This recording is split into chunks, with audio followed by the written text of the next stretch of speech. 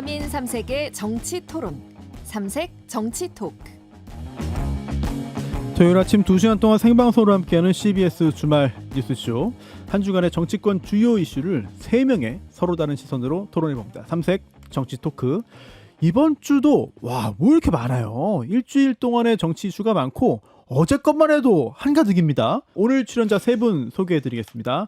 박성민 민주당 전 최고위원, 송영훈 국민의힘 전 대변인, 신성장 경제연구소 최병천 소장 3분 모셨습니다. 안녕하십니까? 안녕하세요. 네, 안녕하세요. 네, 자, 3분 제가 좀 기다렸습니다. 오늘 할 얘기도 많고 궁금한 것도 많고, 네, 많은 분들 좀 함께 하고 계신데요. 우선 이번 한 주 여러 가지 일들이 있었는데 이번 한 주 정치권은 이 사람이다.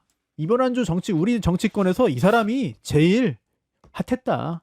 제일 중요했다. 또는 제일 논란이었다. 누구지? 한번 사람 이름 한번 좀 말씀해 주십시오. 먼저 박성민 전 최고위원. 뭐 한동훈 전 대표 한동훈. 아니었겠습니까? 네, 한동훈. 네. 네. 자, 그러면은 송영훈 전 대변인 어떻게 보십니까? 아니 이번 주에는 역시 한동훈 전 한동훈이에요? 대표가 제일 주목을 받았죠. 이미 왜냐- 1등 확정. 예. 네. 네. 최병선 저는 의원님. 실은 장동혁 대표라 생각합니다. 네. 네. 장동혁 대표. 자, 아니 근데 너무 다 국민의힘 인물들이네요. 네. 통일됐습니다. 그럼 오늘 좀 국민의힘 얘기를 좀 더 많이 해야 되지 않을까라는 생각이 드는데, 저는 사실 고성국이라는 인물도 굉장히 좀 중요하지 않을까라는 생각을 했어요. 단순 어떤 정치학 전공자로서 유튜버가 아니라 장동혁 대표 뒤에서 굉장히 큰 힘을 휘두르는 거 아니냐라는 어떤 여러 가지 의혹이 있기 때문에 그러는데, 심지어 개인 유튜브 채널에서 이런 말도 했습니다.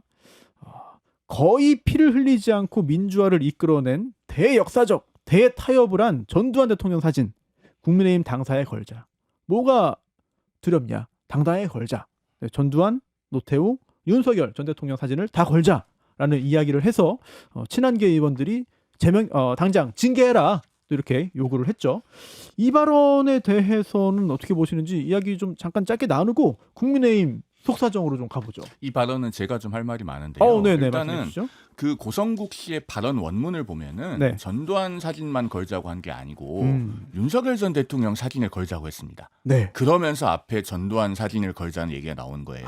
순서가 그렇게 된 거예요. 그러니까 전두환 사진 걸자는 네. 얘기를 먼저 하면서 네네. 뒤에 윤석열 전 대통령 사진도 걸자는 얘기가 나옵니다. 네. 그런데 논리적인 전제는 윤 전 대통령 사진을 걸자고 할 거면은 전두환 사진도 걸자고 해야 되겠죠. 그런 배경에서 이 얘기가 나온 거예요. 그래서 그렇네요. 이 발언의 본질은 네. 결국은 윤어게인 세력의 백래시가 국민의힘에서 계속되고 있다라고 하는 걸 보여주는 겁니다. 그래서 예. 여기에 심각성이 있는 것이고요. 당연히 반헌법적인 발언이기 때문에 여기에 대해서는 당에서 어떤 분명한 태도가 있어야 된다고 봐요. 그리고 고성국 씨의 발언 중에 굉장히 폐륜적인 것도 있어요. 폐륜적인 거예요? 1월 5일에 어떤 발언을 했냐면은 네. 김무성이가 아직 안 죽었나요? 들으면서 굉장히 우리 시청자들 충격적이시죠? 이렇게 예. 표현했어요. 그러면서 제가 참 방송에서 옮기기 민망한 얘기들이 뒤에 붙어 있습니다. 요즘은 80, 90까지 사니까 김무성이도 아직 그 죽을 나이는 아니죠. 이렇게 표현했다고 해요. 제가 방송에서 옮기면서도 참 죄송스럽고 민망합니다. 그렇군요. 네. 네. 그러니까 저는 고성국 씨가 이제 입당을 했잖아요. 네. 어떤 모습들을 좀 보여줄까 나름 기대를 하고 보고 있었는데 기대 이상이라고 보입니다. 특히 이런 얘기를 하셨어요. 거의 피를 흘리지 않고 민주화를 이끌어내는 대역사적 대타협을 한 전두환 대통령, 노태우 대통령, 이렇게 얘기를 했거든요. 예. 그러니까 1980년 5월 광주를 아는 대한민국 국민이라면 무슨 이런 거의 피를 흘리지 않고 민주화를 이끌어냈다? 이런 얘기를 어떻게 쓸 수가 있습니까? 그러니까 이렇게 반역사적이고 어떻게 보면 이 광주 사태, 그 광주 항쟁에 있었던 굉장히 많은 피해자들에 대해서 이런 인식을 갖고 있는 사람을 당에서는 어떻게 할 것인가? 그러니까 그날 5월의 광주를 기억하는 분들에게는 얼마나 이런 발언들이 상처가 되겠습니까? 그럼 국민의힘은 이 광주 항쟁에 대해서 어떻게 생각하고 있는 것인가 또 묻지 않을 수가 없고, 그리고 사실 여기에 대해서 징계를 안 할 거냐, 이 부분도 저는 좀 묻고 싶습니다. 네. 그러니까 두 분이 잘 비판해줬고 같은 취지인데, 네. 저는 고성국 씨 얘기가 오히려 논리적 일관성이 있는 것 같아요. 전두환과 이 윤석열의 공통점 중에 하나가 쿠데타 세력이라는 거거든요. 저기는 우리 지난번 이진관 재판관의 말에 의하면 전두환, 노태우는 위로부터의 그러니까 아래로부터의 쿠데타를 했던 거고, 네.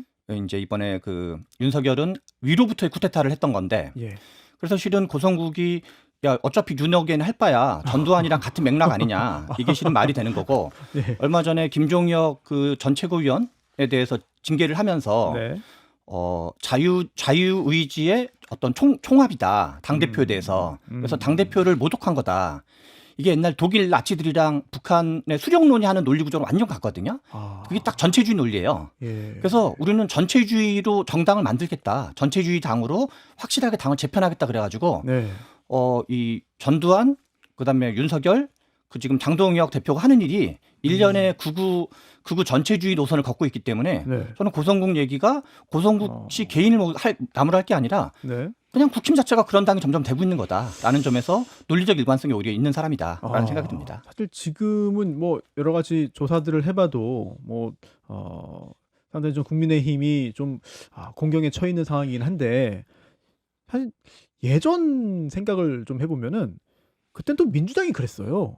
민주당이 지리멸렬해서 이거는 영원히 못 이기는 거 아니냐. 아무리 선거를 해도 과반 못한다. 계속 진다라는 그런 패배감에 휩싸였던 게 아주 옛날 일도 아닙니다. 그런데 이렇게 확 바뀌어버리니까 이제 국민들 입장에서는 야 이거 도대체 그동안 어떤 일이 있었던 거냐 이렇게 궁금하기도 한데 아무튼 이렇게 고성국 씨 얘기로 시작을 했습니다. 그런데 고성국 씨 얘기를 하다 보니 자연스럽게 벌써 장동혁 대표 얘기도 나오고 한동훈 전 대표 얘기도 벌써 다 함께 나오는 것 같습니다. 이번 주 한동훈 대표 결국은 제명이 됐어요.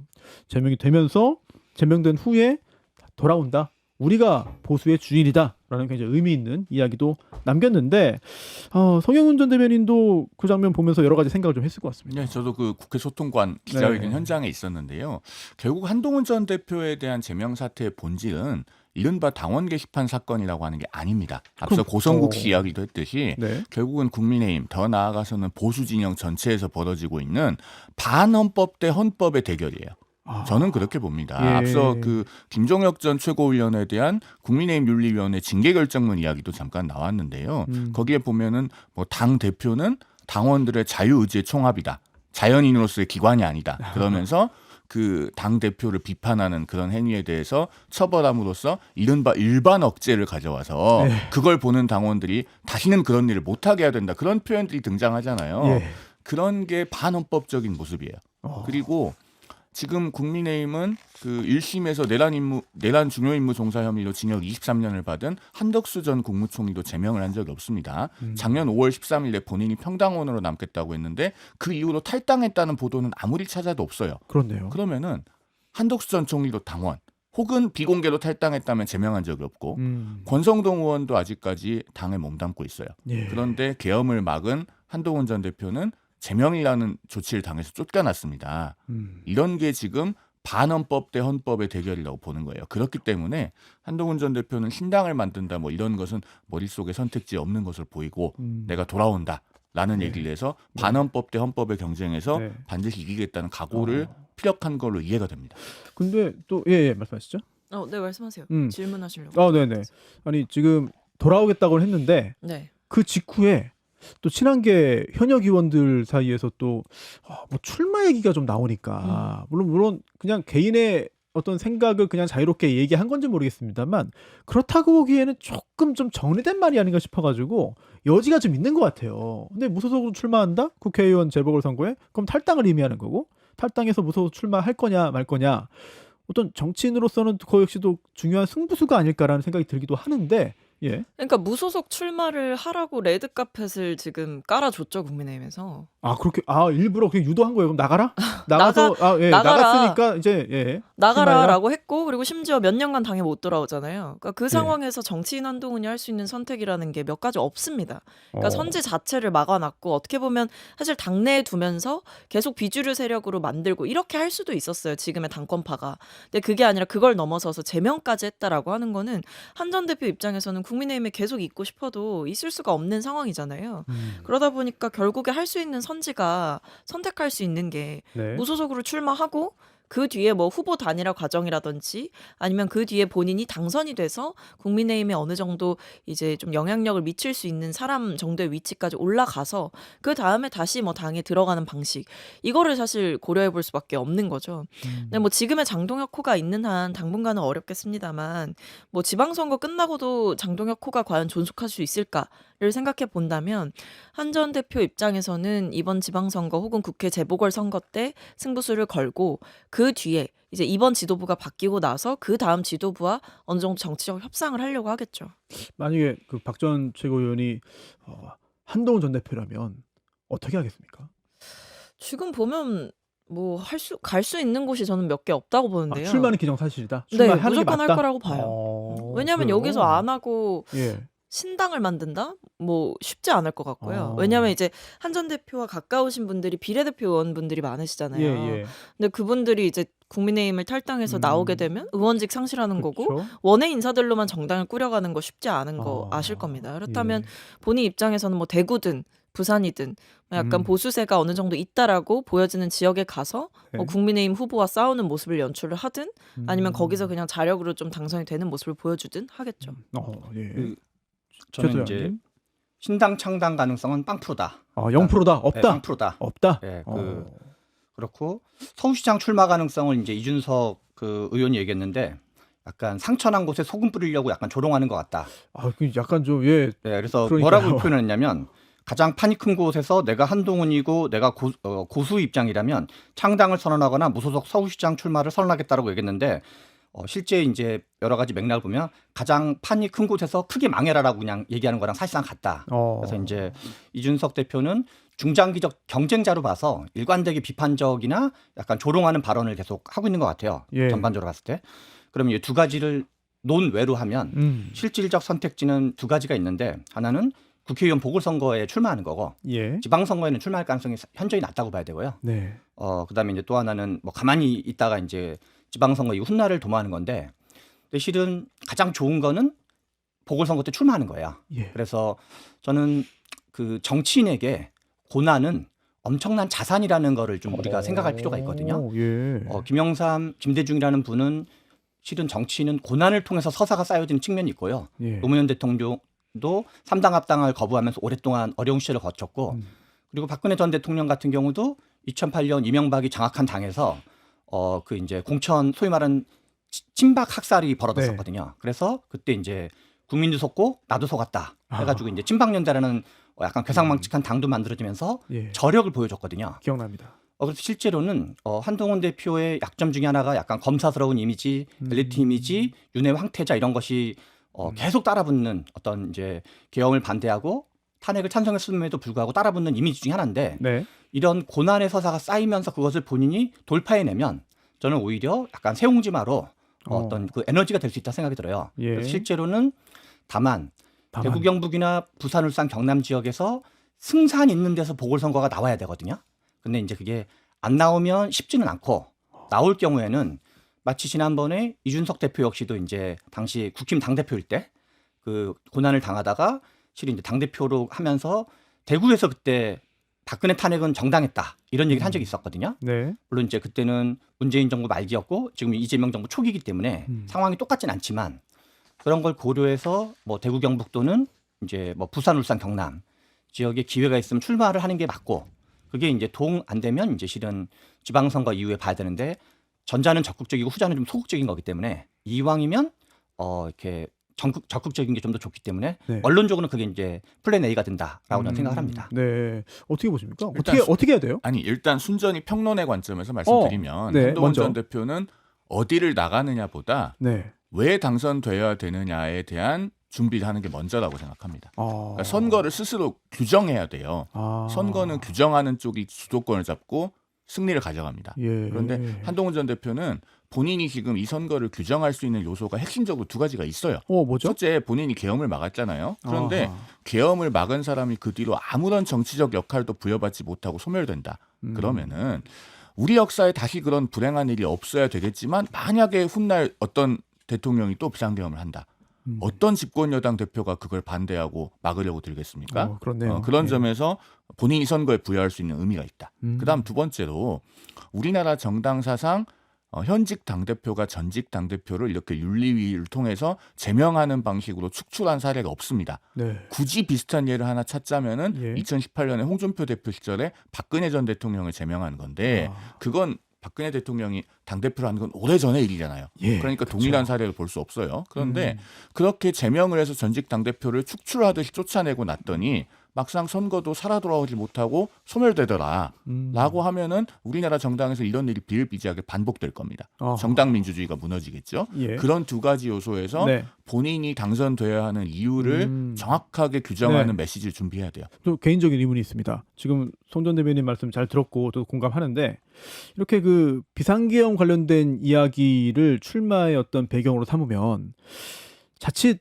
좀 보수세가 강한 지역에서는 오히려 득표에 좀 도움이 안 되는 거 아니냐. 계엄에 적극적으로 반대하는 세력은 어차피 민주당 찍고 그렇지 않은 사람들은 그렇지 않은 분들이 주로 국민의힘을 많이 지지할 텐데 그럼 중간에 좀 애매해지는 거 아니냐. 이런 좀 개인적인 걱정도 좀 들거든요. 그런데 우리나라 그 선거사에서요. 네. 무소속으로 정치인들이 생활해온 사례들을 보면은 꼭 그렇지는 않아요. 일단 그 주요한 무소속 당선 사례를 보면 네. 87년 민주화 이후에 서울에서는 4번 있습니다. 무소속 당선자 딱 4번 있어요. 그거밖에 없어요? 1988년에 돌아온 사형수 이철 서울 성북갑 예. 그리고 박찬종 의원이 서울 서초갑 네. 무소속 그리고 1996년에 홍사덕 의원 서울 홍사덕. 강남을 예. 그다음에 2013년에 노원병 재보궐선거에서 안철수 의원 그렇게 딱 4명 있어요. 그다음에 대구에 가면 조금 더 많습니다. 대구는 중진급이나 리더급 정치인이 보수 당에서 박해돼서 무소속으로 나왔을 때 그걸 살려주는 그런 어떤 그 풍토 같은 게 있어요.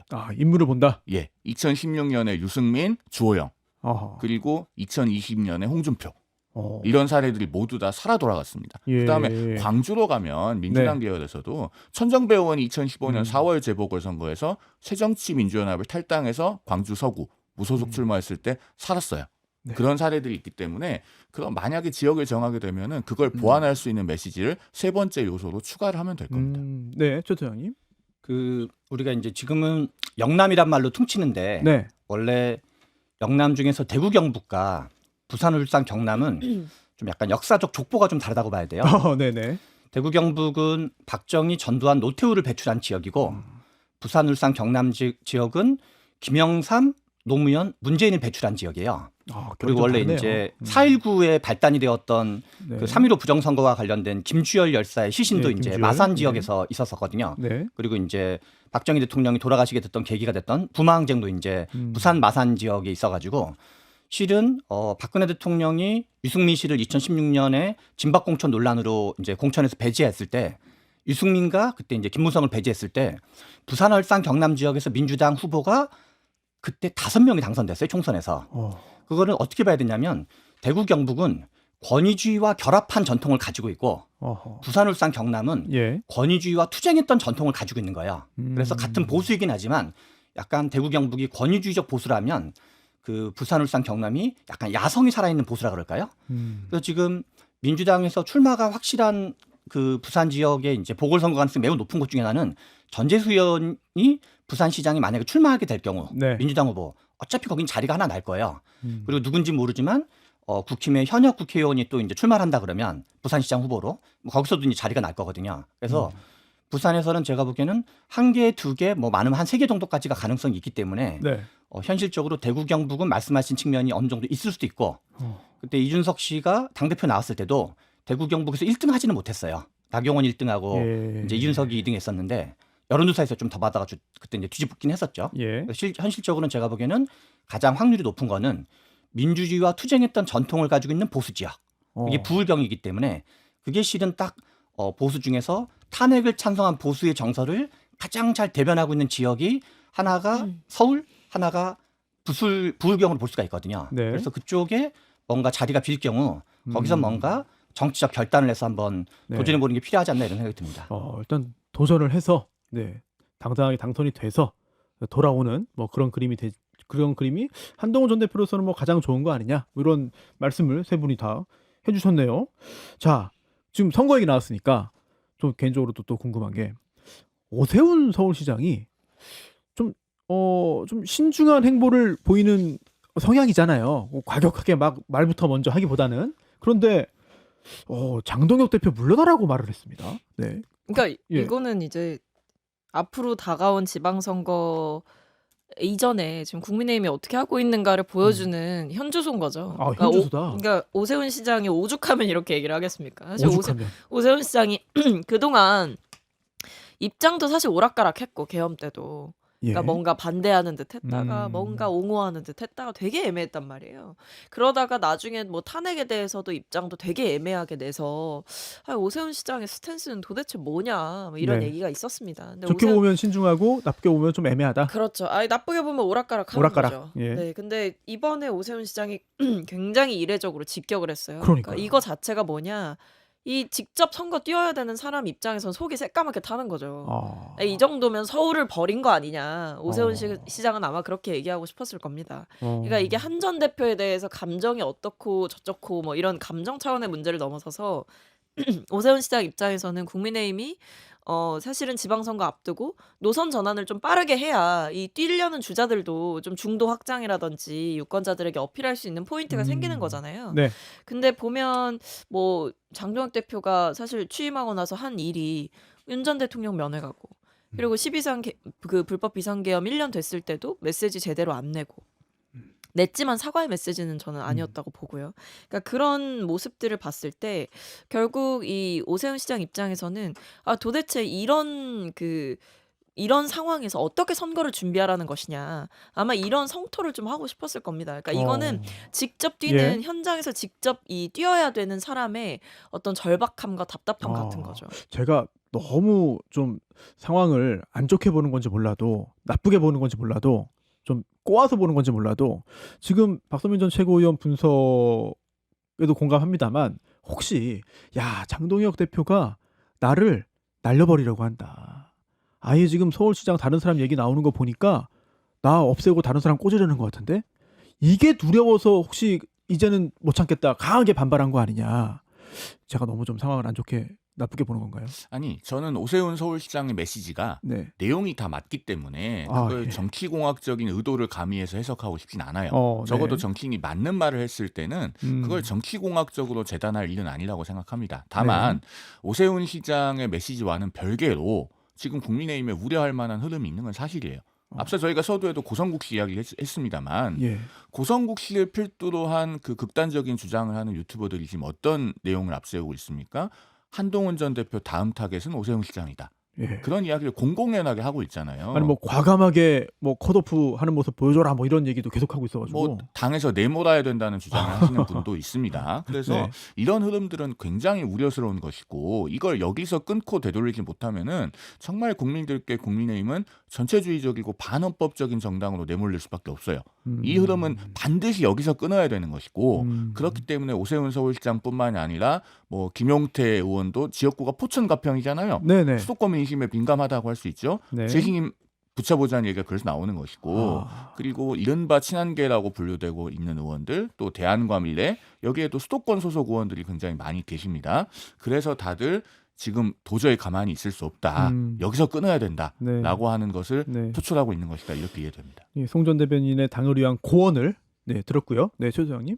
저는 지금 장동혁 대표가 민주당 선대위원장 역할을 하고 계시고 고성국 씨가 민주당 선대본부장 역할을 하고 있다 생각을 해요. 그래서 굉장히 좀 강한 말씀이네요.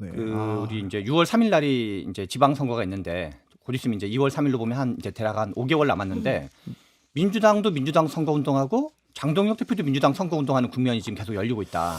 그래서 원래 국힘 입장에서 국민의힘 입장에서 가장 강한 지역은 1번이 대구 경북이고 2번이 부산 울산 경남이고 세 번째로 센 지역이 서울이라고 봐야 되거든요. 현재 전국 판세를 보면. 그런데 최근에 뭐 제가 수치를 얘기하지는 않겠지만 그 신년에 나왔던 각종 여론조사를 보면 오세훈 서울시장과 비교했던 민주당의 어떤 다른 후보들 지금 거론되고 있는 1등, 2등 후보랑 비교한 거에서 오세훈 시장이 이기고 있는 여론조사가 거의 없어요.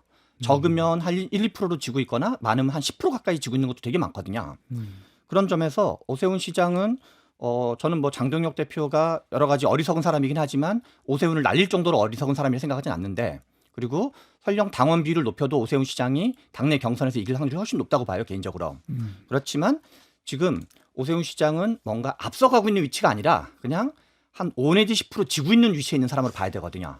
근데 지고 있는 가장 중요한 이유 중에는 본인이 별로 한 거 없는 것도 하나가 있지만, 그리고 아무도 출근할 때 쓰지 않는 한강 수상버스 같은 걸 하는 것 잘못도 있지만, 그중에 절반 이상은 장동혁 대표가 민주당 선거운동을 해주고 있기 때문에 그렇거든요. 그래서 민주당 선대위원장 역할을 장동혁 대표가 이렇게 열심히 하고 있는 한 민주당이 지기도 어렵고 네. 서울시장도 충분히 해볼 만할 뿐만 아니라, 네. 그리고 지금 각종 여론조사 보면 박형준 그 부산 현재 부산시장과 그다음에 민주당 유력 후보로 거론되는 전재수 후보의 가상 대결에서도 전재수 후보가 이기고 있는 게 훨씬 많이 나오고 있어요. 그거는 이제 뭐 박형준 씨에 대한 것도 있고, 또 이제 역시 장동혁 대표가 부울경에서도 민주당 선거운동을 해주고 있는 게 같이 작동한다고 봐야 되는데, 그래서 이 그쪽 현역 지금 그 현직 그 단체장들은 오세훈 시장이 됐건 박형준 시장이 됐건 장동혁한테 칭찬을 한다는 얘기는 저를 떨어뜨려 주세요랑 거의 비슷한 거기 때문에 당연하게 이거에 대해서는 적극적으로 저항을 하는 게 지방선거 차원에도 훨씬 더 바람직하다, 이런 생각이 듭니다. 지금 최 소장님께서 굉장히 좀 아주 강하게 좀 평가를 좀 해주셨는데, 그런데 좀 개인적인 궁금증이 또 생겨요. 그러면은 장동혁 대표는 지금의 이런 일련의 국민의힘 내의 움직임이 이게 곧 다가올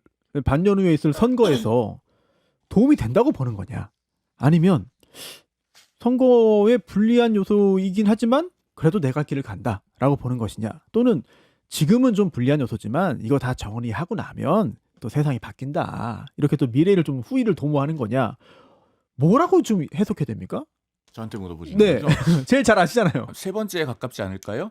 그러니까 지금 현재 그 보수가 통과하고 있는 터널은 앞서도 말씀드렸듯이 반헌법 대 헌법의 대결인데, 이 반헌법의 편에 서 있다고 평가될 수 있는 분들은 이게 시일이 지나면은 자신들이 불리해질 수 있다는 걸 저는 직감하고 있다고 봅니다. 그렇기 때문에 애써 당 밖으로 내몰고 제거를 하고 당을 독점해야지만 장기적으로 주도권을 가져갈 수 있다. 저는 이렇게 판단하고 있을 가능성이 높다고 봐요. 네. 그리고 그 과정에서 네. 사실은 당이 조금 선거에서 불리해지더라도 그런 것은 아랑곳하지 않겠다라는 의도가 있는 것이 아닌가 하는 의심마저 강하게 듭니다. 지금 네. 우리 정치가 어떤 환경에 와 있냐면요. 저는 양당이 근본적으로 마찬가지라고 보는데 당 전체의 이익 또는 진영의 이익과 당 대표의 이익이 일치하지 않는 거예요. 지금 뒤에서 아마 이야기하겠지만 민주당 같은 경우도 예. 지방선거 전에 굳이 조국 혁신당과 합당할 필요가 있느냐. 왜냐하면 선거 뒤에 하면은 거의 흡수합당하듯이 할 수 있는데, 그런데 정청래 대표는 지방선거 전에 합당 절차를 마무리 지어야 본인이 당대표 연임하는 데 도움이 되는 것이 아니냐라고 하는 세간의 의구심이 굉장히 있잖아요. 네. 지금 국민의힘의 상황도 마찬가지인 겁니다. 그러니까 설령 지방선거를 지더라도 일단 한동훈 전 대표를 내몰아서 본인의 당내 기반을 공고화해야 되는 것이 아니냐라고 하는 게 장동혁 대표의 생각일 것 같다고 저는 추론합니다. 그리고 이게 만약에 억울하다면 장동혁 대표가 이런 징계를 하지 말았어야죠. 장동혁 대표는 제가 봤을 때 선거에 별 관심이 없어요. 관심이 없어요? 근데 아예 당대표가 선거를 제일 중요하게 봐야 되는 거 아니에요? 최고 존엄이신데 아. 이제 본인의 권력의 왕자를 튼튼히 하는 것에만 아. 관심이 있으신 거죠. 그러니까 결국에 뭐 이번에 있었던 한 전 대표에 대한 징계, 뭐 특히 그것이 이제 제명까지 갔다라는 거, 뭐 그 외에도 뭐 그동안 비상계엄에 대해서 냈던 목소리, 뭐 입장, 이런 것들을 보면 이게 선거를 고려하고 있는 사람이 할 수 있는 메시지가 아니라고 봅니다. 그러니까 지나치게 저는 감정적으로 움직이고 있고, 또 한편으로는 전략적으로 움직이고 있다. 근데 그 전략이 당을 위한 전략이 아니라 이 장동혁 대표 본인을 위한 전략이다. 그러니까 결국에 이렇게 어떻게 보면 본인을 흔들 수 있는 사람들을 다 쫓아내고 본인과 척진 사람 쫓아내서 결국에는 나만을 위한 세상으로 만들겠다라는 거잖아요. 그러니까 그렇게 되면 결국에 뭐 차태고 뽀떼고 다 남는 걸 보면 결국 남는 세력은 윤어게인 세력인 거죠. 그러니까 본인을 당대표까지 밀어 올리는데 큰 공을 세웠던 그 세력들의 입김에 저는 완전히 잠식됐다라고 보고, 본인도 그것을 기꺼이 응하고 있다라고 보고, 그 이유는 결국 본인의 그 어떤 권력을 유지하기 위함이다. 그래서 저는 솔직히 뭐 윤 전 대통령과 정치적으로 다를 바가 없어 보여요. 왜냐하면 윤 전 대통령에 대한 그 판결에서, 그 내란 판결 관련해서 아직 뭐 본류 재판 네. 남았지만 한 전 총리 재판 때 그런 얘기 나왔잖아요. 이 12.3 계엄이라는 게 친위 쿠데타였다. 그러니까 본인이 권력이 없는데 권력을 뺏으려고 그걸 일으킨 게 아니라 본인의 권력이 있는데 그것을 영속적으로 유지하고 독점하기 위해서 그런 방식을 택해서 일으킨 거라는 거잖아요. 네. 전 지금도 마찬가지라고 봅니다. 장동혁 대표가 권력이 없는 게 아니잖아요. 네. 당대표란 말이죠. 당내 권력이 강하죠. 근데 그 당대표의 권력을 굳건히 유지하고 영구히 지속시키기 위해서 지금 이런 어허. 일들을 벌이고 있다라고 봅니다. 제가 하나만 덧붙여서 네. 말씀드리면은 제가 방송에 나와서 이런 이야기를 하면 국민의힘 당무감사위원회는 또 저를 감사하고 뭐 윤리위에 보내고 윤리위는 징계하려고 하고 이럴지도 모르겠어요. 왜냐하면 그 윤리위 결정문 앞서도 말씀드렸지만 당 대표는 당원들의 자유의지의 총합이고 그래서 보는 당원들이 다시는 당 대표를 비판하지 못하도록 처벌해야 된다는 거 아닙니까? 그런데 원래 역사적으로 말하고 글하는 사람들은 탄압하면 더합니다. 거제도로 유배 보내고 흑산도로 유배 보내고 해도 다 책으로 써서 남기잖아요. 예. 그리고 지금 국민의힘 구성원들은 아무리 윤리위가 그런 결정문을 내놓아도 거기에 굴해서 할 말 하지 않고 입 닫는 비겁한 사람들만 있는 것이 아니다라고 하는 것을 저마다 실증해야 될 책무가 있다고 생각합니다. 네. 그리고 그렇게 증명하는 것이 저는 윤리위의 해당 행위에 맞서서 당을 구하는 구당 행위라고 생각한다라는 네. 말씀을 드립니다. 네, 최 소장님 말씀 듣고 다음 주제로 넘어가 보겠습니다. 그 장동혁 대표 쪽에서 이제 한동훈 전 대표를 제명한 다음에 이제 조선일보가 취재해가지고 장동혁 대표들의 측근들에 대한 전원이 이제 보도가 된 적이 있었거든요. 네. 내용이 되게 재밌어요. 개혁신당과의 선거 연대는 필수다. 이제 한동훈을 제명했으니까 우리는 외연 확장과 중도 확장을 할 거다. 네. 그래서 개혁신당과 연대하고 외연 확장을 위해서 뭐 노동구구 신설하고 노동조합 출신의 노동특보도 임명하고 그리고 이제 뭐 건국 반공 산업화를 강조하는 당명 개정을 하고 뭐 당원비를 올리겠다. 이렇게 하면서 마치 국민들 좀 바보로 하는 것 같은데 몇 월 며칠까지는 우리가 오른쪽으로 갔다가 몇 월 네. 며칠부터는 약간 왼쪽 신용을 몇 번 하면 국민들이 금방 우리를 중도 확장으로 이해하고 지지를 해줄 거다라고 착각을 하고 있는 것 같아요. 착각이다. 그런데 실은 어떻게 보면은 윤석열 계엄을 비교적 일관되게 반대한 몇 안 되는 보수 정치인이 한동훈 전 대표고 네. 한동훈, 유승민, 이준석 그러니까 지금 이준석, 유승민 이 두 사람이 이제 그 단식장에 갔지만 이렇게 한동훈을 내치면서 나름 이제 뭐랄까 그 고성국지랑 놀아나고 있는 거에 대해서 네. 이준석 입장에서도 망할 판에 같이 선거연대를 한다는 건 같이 망하는 것밖에 안 되거든요. 그럼 이준석 대표 입장에서 이건 절대 수용할 수 없는 거예요. 네. 그래서 실은 마치 옛날 전두환이 정의사회 구현한다 그러면서 광주 시민들을 죽인 다음에 당명도 민주정의당으로 했거든요. 네. 그런 행태랑 별로 다르지 않은 행태를 지금 하고 있다. 어허. 그래서 국민들은 예. 어떤 입으로 뭐라고 그러는 말을 입만 보는 게 아니라 그 사람의 행동을 같이 보거든요. 네. 행동은 구구스럽게 하면서 이렇게 한다 그러면 중도 확장을 한다 그러면 퍽이나 국민들이 믿어주겠다. 그런 생각이 듭니다. 네, 오늘 상당히 긴 시간 동안 국민의힘 얘기했는데 할 얘기가 많아요. 그리고 짚어볼 부분들이 상당히 많기 때문에 지금까지 국민의힘 얘기 살펴봤고요. 광고 듣고 돌아와서 민주당 얘기하겠습니다. 국민의힘 소식에 이어서 민주당도 살펴보겠습니다. 민주당은 지금 조국 혁신당과의 합당 관련해서 여러 가지 논란들이 있습니다. 그리고 민주당 한 의원과 누군지 안 나왔죠 아직? 네, 민주당 한 의원과 또 역시 어떤 국무위원과 주고받은 메시지 때문에 지금 또 논란이 더 커지는 것 같은데 밀약하고 물음표가 있어요. 그리고 밀약 여부 밝혀야 당명 변경 불가 나눠먹기 불가라는 메시지가 왔고 여기에 대해서 한 의원이 네 일단 지방선거 전에 급히 해야 한다는 게 대통령의 생각이라는 건 바람직하지 않다. 물론 약간 좀 비문이긴 합니다만 네. 대통령도 합당에 뭐 소극적이다 적극적이지 않다 뭐 그런 취지인 것 같습니다. 이게 사실인지 진실인지 모르겠지만 아무튼 이런 대화가 이루어졌습니다.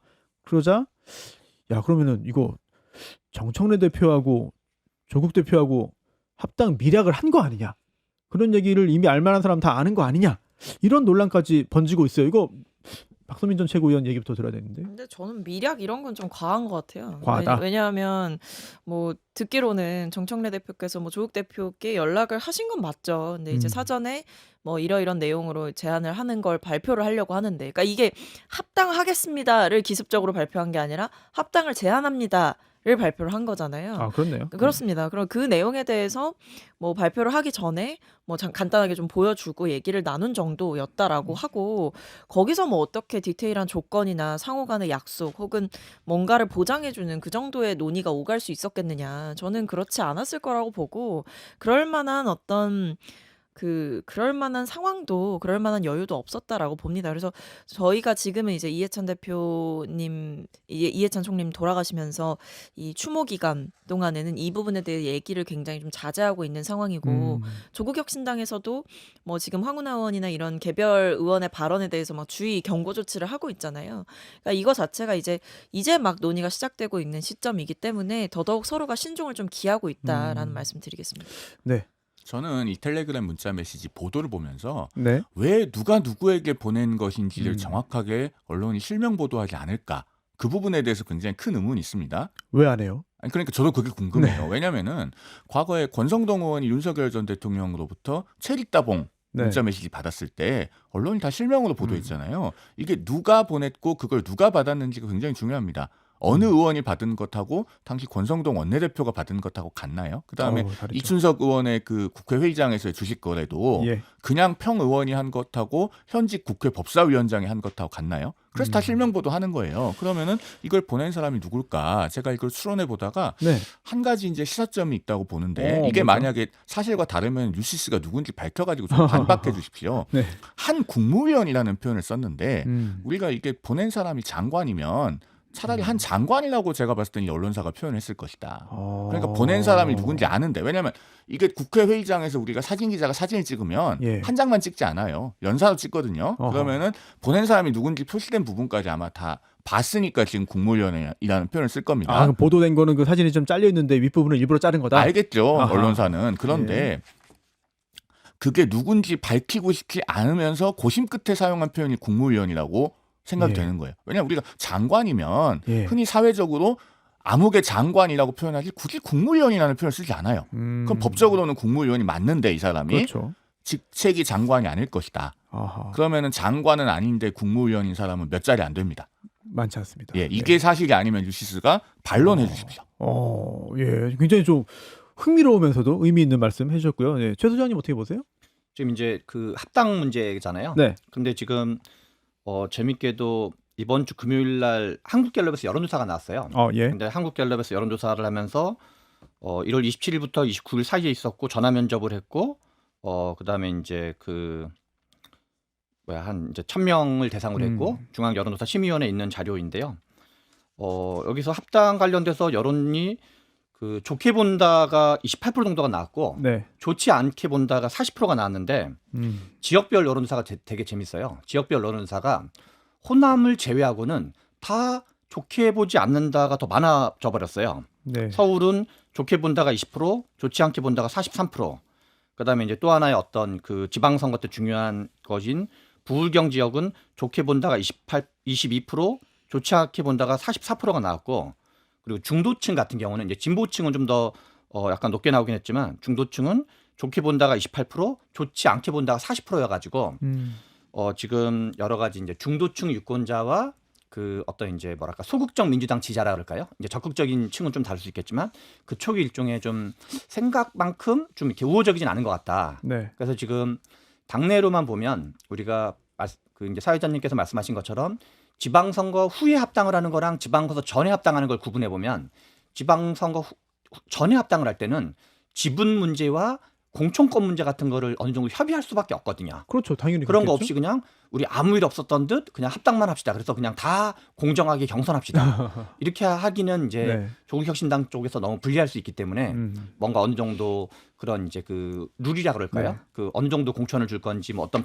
방법을 할 건지 그 논의는 어느 정도 불가피한데 그래서 그 한 국무위원의 메시지에도 나눠 먹기라는 표현이 등장한 거 아니에요? 예, 그런 거를 고려해서 그런지 이게 이제 약간 이제 원래 그 우리가 합당을 하거나 그런 경우는 어떤 시너지 효과를 노리기 위해서 시너지 효과라는 거 결국 선거에서 당선을 더 많이 되기 위해서 하는 걸 봐야 되거든요. 예.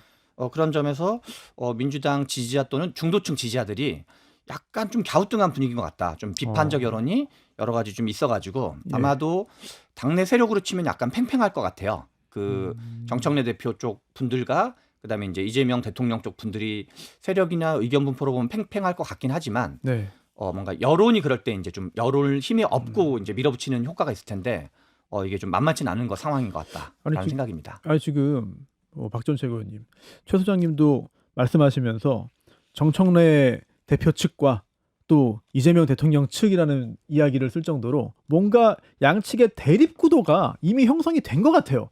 이거를 과연 부정할 수 있겠느냐. 그리고 이 합당도 청와대에서는 약간 좀 마뜩지 않아 하는데 정청래 대표가 어떤 당내 어떤 영향력을 더 강화하기 위해서 뭐 자신 있게 좀 강하게 밀어붙이는 거 아니냐. 이런 의혹들을 당내에서도 제기하지 않나. 그러다 보니까 이런 메시지도 나오고 여러 가지 혼란과 논란이 좀 생기는 거 아니냐라는 생각이 드는데 이거 어떻게 봐야 됩니까?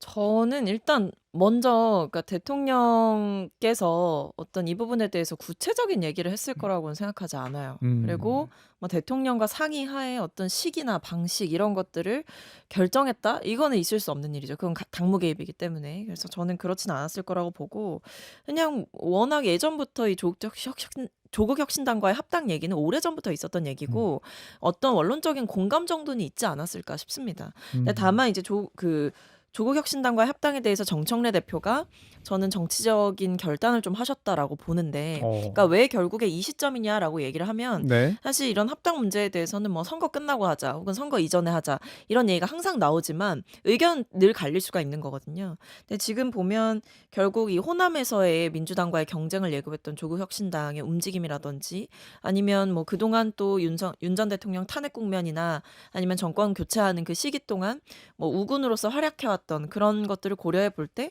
같은 궤적을 좀 걸어왔다. 그런 면에서 통합하는 건 뭐 이른바 좀 동네 싸움도 방지하고 그리고 좀 큰 선거 있기 전에 좀 안정적 기반을 만드는 게 더 좋지 않겠냐. 왜냐하면 뭐 총선 전에 한다라고 해도 사실 뭐 그때라고 이런 잡음이 없을까라는 생각은 들거든요. 다만 저는 좀 아쉬운 건 네. 지금 당내에서 공통적으로 누구나 하는 얘기는 이거를 이렇게 상의 없이 추진을 하는 게 맞느냐. 이 부분에 대한 문제 제기는 저도 좀 드리고 싶습니다. 네. 그러니까 합당을 하냐 마냐에 네. 대해서는 열어놓고 토론할 수 있지만 그 득실에 대해서는 고민해 볼 수 있지만 지금 이렇게 추진하기에는 좀 큰일이지 않았나. 최고위원들과도 상의가 부족했던 점. 네. 이런 것들이 정청래 대표에 대해서 어느 정도의 그 의도의 오해를 불러일으키기에는 충분하지 않나라는 생각은 듭니다. 네. 시간이 지금 한 2분 좀 안 되게 남아 있는데요. 손전 대변인 말씀 듣고 또 최 소장님 말씀까지 듣겠습니다. 이 문자 메시지에 보면은 미락 여부 밝혀야 뭐 네. 미락 타격 소재 뭐 이런 내용이 등장하잖아요. 네. 그런데 사실은 국민들께서 보시기에 그런 미락이 있는가라고 하는 의구심이 들 정도가 아니라면은 누가 이걸 제기해도 말이 뻗어나가질 못해요. 그럴듯한 얘기를 해야지 사실 정치적인 공격도 가능한 거거든요. 그런 점에서 우리가 짚어볼 것은 앞서 박성민 최고도 비슷한 얘기를 하셨지만 지금 민주당과 조국혁신당과의 합당은 전형적으로 아래로부터의 합당이 아닌 위로부터의 합당입니다. 그러니까 당원의 의사를 수렴해서 아래에서부터 올라오는 것이 아니기 때문에 이런 미락 얘기가 나올 수밖에 없어요. 그리고 네. 앞서 제가 그 지방선거 이전에 합당하느냐 이후에 합당하느냐의 차이를 말씀드렸잖아요. 네네. 지방선거 이후에 한다면은 민주당이 조국혁신당을 거의 흡수 합당하다시피 할 수 있습니다. 그럼에도 불구하고 왜 이렇게 무리하게 하느냐?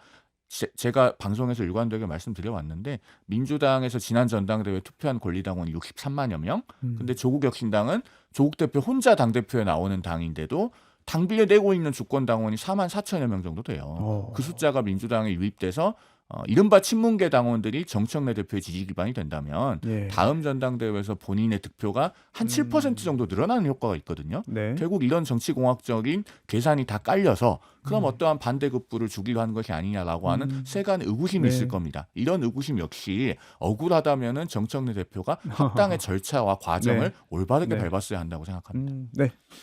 다른 거는 뭐 두 분께서 말씀을 해주셨는데 이게 청와대 이제 의중으로 어떻게 볼 거냐 문제에서 우상호 전 정무수석이 이제 그 출연해가지고 라디오 방송에 출연해서 했던 얘기가 있어요.